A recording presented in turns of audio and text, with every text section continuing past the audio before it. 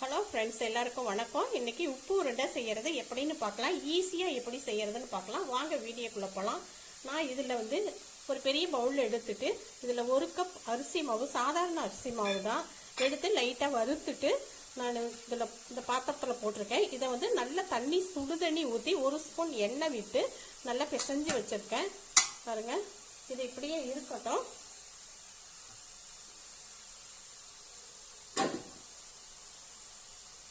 ஒரு பெரிய வெங்காயம், 2 பச்சை மிளகாய் எடுத்திருக்கேன். இதையே கட் பண்ணி எடுத்துக்கலாம்.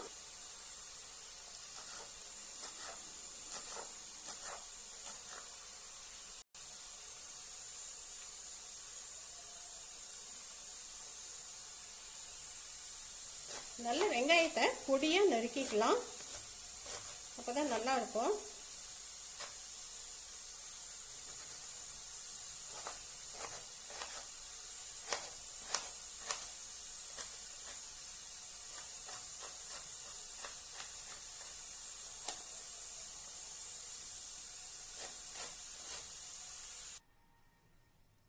ஒரு சின்ன வடை சட்டியா அடுப்பில் எடுத்து வச்சிருக்கேன். அதில் கொஞ்சமாக ஒரு 1.5 ஸ்பூன் எண்ணெய் விட்டுக்கிறேன். எண்ணெய் சூடான உடனே ஒரு 1/2 டீஸ்பூன் கடுகு பொரியட்டும்.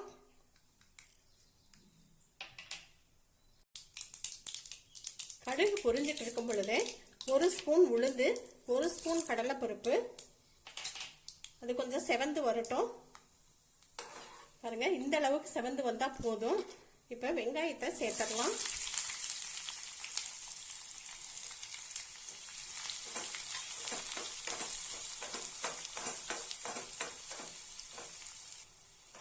வெங்காயம் இந்த அளவுக்கு வதங்கினா போதும். பாருங்க, கடலைப்பருப்பும் நல்லாவே இருக்கு.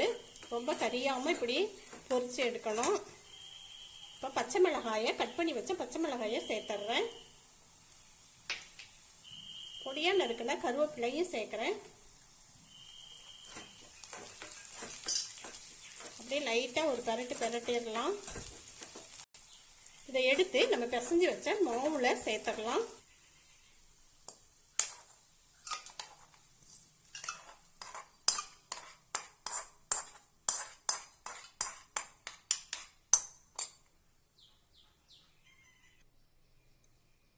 வெங்காயம் எல்லாம் போட்ட உடனே தேங்காய் துருவல் நான் கொஞ்சம் சேர்க்கிறேன். எல்லாத்தையும் ஒன்றா நல்லா பிசைஞ்சு விட்டுறலாம் ஒரு தடவை.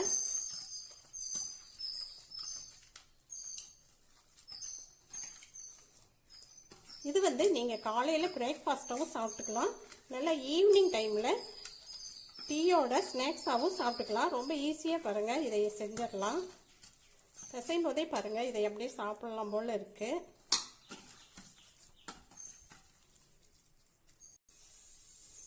நல்ல சின்ன சின்ன உருண்டைகளா உருட்டி எடுத்து வச்சிடலாம்.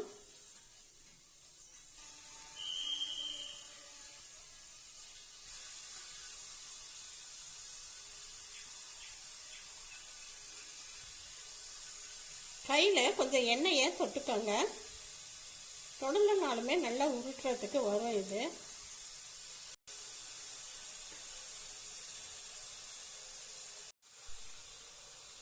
உருண்டைகளை உருட்டியாச்சு.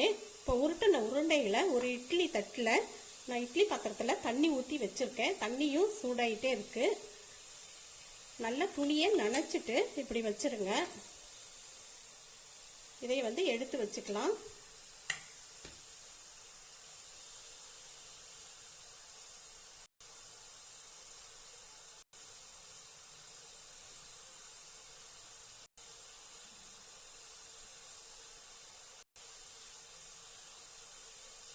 கேப் இருக்கிற இடத்துல பாத்திரத்தில் ஊற்றி வச்ச தண்ணியும் நல்லா கொதிக்குது. இப்போ இதை எடுத்து பாத்திரத்துக்குள்ளார வச்சு மூடி போட்டு வச்சிடலாம். ஒரு 7 நிமிஷம் வேகட்டும். அது வேகும் பொழுதே கொஞ்சம் சட்னி ரெடி பண்ணிக்கலாம். நான் வேர்க்கடலை தோலோட தான் சேர்க்குறேன். 2 ஸ்பூன் வேர்க்கடலை, பொட்டுக்கடலை கொஞ்சம், பொட்டுக்கடலையும் 2 ஸ்பூன் தான் சேர்த்தேன். தேங்காய் துருவல் 2 ஸ்பூன் சேர்த்துருக்கேன். பச்சை மிளகாய் 1 சேர்த்துருக்கேன். ஒரு துண்டு இஞ்சி, நறுக்கிய வெங்காயம், கருவேப்பிலை, ஒரு கொத்து சின்னதாக ஒரு கொத்து சேர்த்துருக்கேன். இதுக்கு தேவையான உப்பு சேர்த்துருக்கேன். உங்களுக்கு சுருக்குன்னு வேணும்னா ஒரு துண்டு புளியை கூட வச்சுக்கலாம். இதையே கொஞ்சமாக தண்ணி விட்டு அரைச்சி எடுத்துகிட்டு வந்துடுறேன். கொஞ்சம் கொரகொரப்பாகவே இப்படி அரைச்சிக்கோங்க. இதுக்கு ஒரு தாளிப்பும் கொடுத்துடலாம். நல்ல ஒரு தாளிப்பும் கொடுத்தாச்சு. இது இப்படியே இருக்கட்டும். நம்ம கொழுக்கட்டையை பார்க்கலாம். ஒரு 6 நிமிஷம் ஆயிடுச்சு.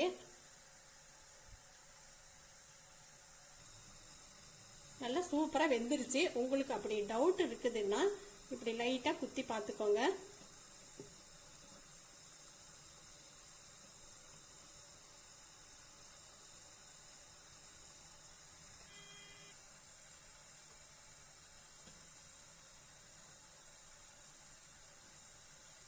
பாருங்க, ஒட்டாம இப்படி வரணும். வந்தாவே வெந்துருச்சு.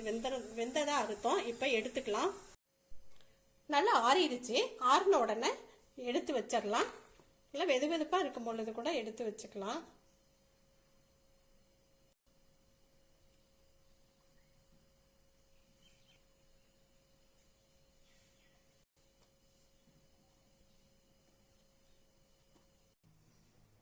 நல்லா சட்னியோட சாப்பிடும் பொழுது அவ்வளோ நல்ல சுவையாக இருக்கும். இதுக்கு கார சட்னியும் அரைச்சிக்கலாம்.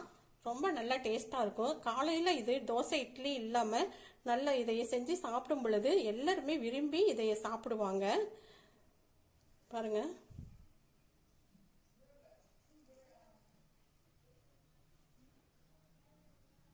நல்ல ஒரு சாஃப்டாக நல்லாவே இருக்கும்.